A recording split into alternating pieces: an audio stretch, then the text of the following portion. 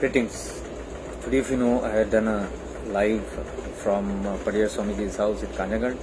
That was the last live I had left from Kanjagad. And I had mentioned about one incident where I was very much compelled to look into a certain book. Very strong urge, I mentioned in that.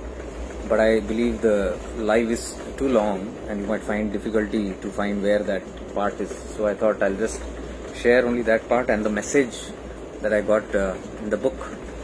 I find it very mysterious and very astounding.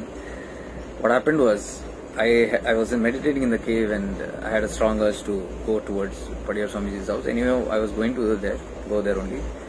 But I had two things in mind. One thing I already completed, whatever came to me in the cave, and the other was to go as soon as possible. So I went there, and as I was entering the house, I had a strong urge to read something from a book, not a whole book, but just to look into some book. I don't know what, it was very strange. So with this nudge, I told Ganapati ji, is there any particular book in English? And he said no, I don't have anything new. I asked anything else, he said only Kannada, Marathi and all on different subjects. Then I asked him a particular book of Bhagavan Nityananda, a blue colored one, Precious Gems, something like that, Precious Pearls or something. And he said it's not there, it is an old photo which he put. So I was still not feeling complete, and still that thing was pondering in my mind, and probably he thought, what is this about? And curiosity led him to his own cupboard, and I found him searching literally in the cupboard. There were a lot of books and he was pulling out all different languages.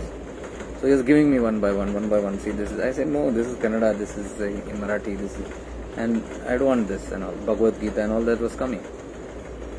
So suddenly he pulled out one book and I said, yes, something in this, and that was this book.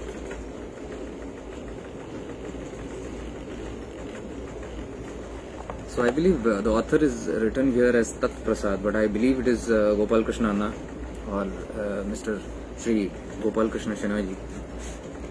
Anyways, and what I did was, as soon as I got the book in my hand, I just opened it. The moment I opened it, this page came out.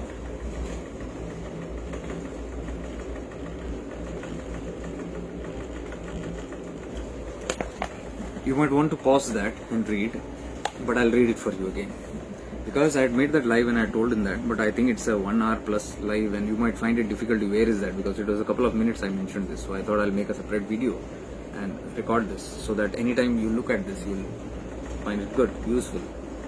So he says, this is chapter number 18, Sadguru's influence over karma.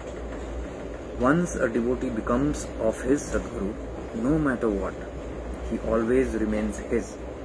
However far he may go, whomsoever he may go to, his Sadguru will never ever leave him or forgo him. Just before his Mahasamadhi on Guru Purnima day, 27 July 1961, Bhagavan Nityananda in his last message to his devotees said, once you give your hands in the hands of this one, he was referring to himself, once you give your hands in the hands of this one will never ever let you go, even if you try to. Sadguru remains committed to his disciples and devotees in the cycle of birth and death of his devotees. Lives after lives, a Sadguru takes care of his devotees till they succeed as Jivan Mukta, means a liberated being. So I was compelled to, even share this message. Probably it was that, I don't know. I really don't know. But I shared it immediately in the live and mentioned this. So I'm doing a different recording on this and, putting it here. You might want to pause this and listen to this or read it yourself.